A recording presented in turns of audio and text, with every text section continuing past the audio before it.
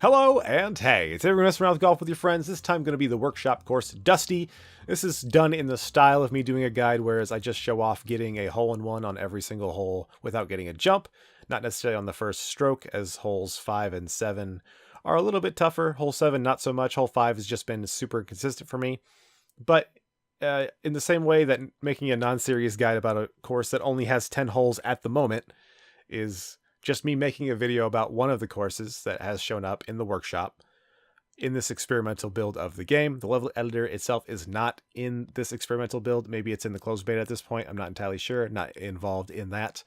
But this is what we have so far. This is sort of interesting content. Of the 3 courses that are there, it's like Into the Woods, Mazakiville, and Dusty. I do find I like Dusty the most so far because the holes are shorter, and that means they can be hole-in-one'd both more easily and at all in some cases.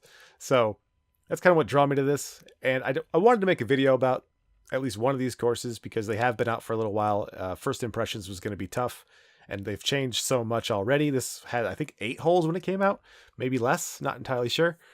But at the same time, I did want to do something sort of interesting with it. And so I went ahead and got a hole-in-one on every hole without using any jumps. So that's where we're at for this.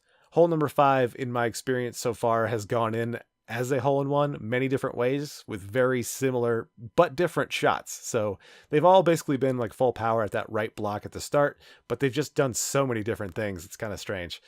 It's really the only one that's kind of the most inconsistent, like I just said, hole on the course. The rest of these are pretty straightforward. Even hole 7 here, I just barely missed on my first stroke. As we go here to stroke number 3, it goes right in.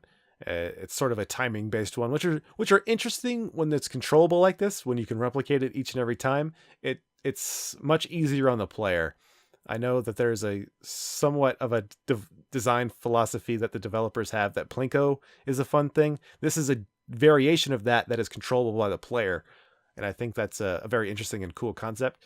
I'd like to see expanded upon by workshop creators once we are able to get our hands on that. This is a very interesting hole as well.